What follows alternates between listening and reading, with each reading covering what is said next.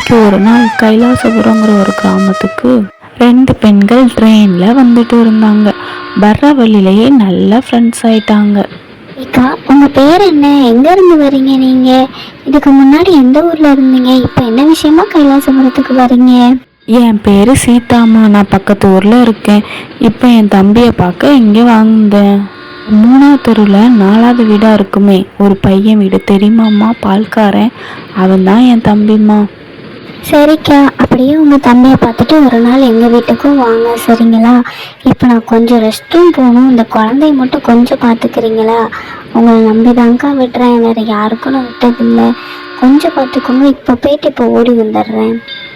சரிம்மா, நான் பார்த்துக்கிறேன். இதுக்கெல்லாம் என்கிட்ட அம்மா கேட்டுட்ருக்க. குழந்தைய கொடுத்துட்டு போ. நீ வர்ற வரைக்கும் நான் பத்திரமா உட்காந்து பார்த்துக்கிறேன். சரியாம்மா? உன் கூட யாரும் வரலையாம்மா? நீ தனியாக தான் வந்தியா? அப்படி கேட்டுட்டு குழந்தைய அவள் வாங்கிட்டு அவள் ரெஸ்ட் ரூம் போக ஆரம்பிச்சிட்டா. மெதுவாக ரெஸ்ட் ரூம் போகிறத கவனமாக கவனிச்சிட்டு இருந்தா அந்த பொண்ணு. அவள் ரெஸ்ட் ரூம் எந்த பக்கமாக போகிறா, அதுக்கு ஆப்போசிட்டாக நம்ம போகணுன்னு முடிவு எடுத்துட்டு அவள் இங்கிட்டாம போகையும் குழந்தைய தூக்கிட்டு ரொம்ப வேகமாக அதுக்கு ஆப்போசிட் சைடு அந்த பொண்ணு நடந்து போக ஆரம்பித்தா. குழந்தைய விற்றா நல்ல ரேட் போகுங்கிற ஒரு நினப்பில் ரொம்ப சீக்கிரமாக அங்கேருந்து நடந்து போக ஆரம்பித்தா. ரெஸ்ட் ரூம் போயிட்டு வந்து பார்த்தலதா எங்க போனாங்க அந்த சீதாக்கா? ஒன்றும் சொல்லாம போயிட்டாங்க. அவங்க கிட்ட என் குழந்தை வேற இருந்துச்சு. நம்ம இறங்க வேண்டிய ஸ்டேஷனும் இது கிடையாது. எங்க போனாங்கன்னு தெரியலையே. அப்படி ரொம்ப பதட்டமாக தேட ஆரம்பித்தா.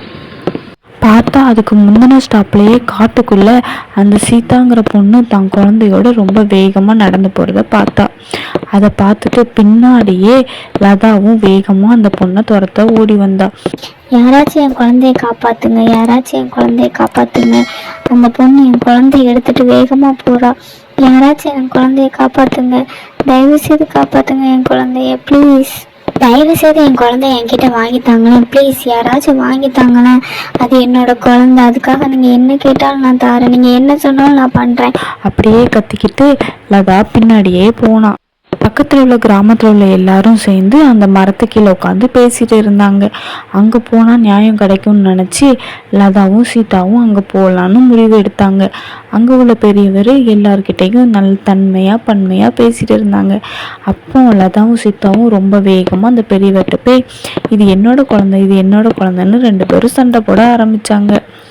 இதெல்லாம் கேட்ட பெரியவர் கொஞ்சம் நின்னுங்கம்மா, பொறுமையா இருங்க, யார் குழந்தைன்னு நம்ம இப்போ பேசி தெரிஞ்சுக்கலாம்னு சொன்னாரு. சொன்னதுக்கப்புறம் முதல்ல லதா பேச ஆரம்பிச்சா. அது என்னோட குழந்தை. பெரியவரே, தயவு செய்து என் குழந்தைய வாங்கி கொடுங்க. அதுக்காக நீங்க என்ன சொன்னாலும் செய்யறேன், என்ன கேட்டாலும் தரேன் அப்படின்னு ரொம்ப அழுதா.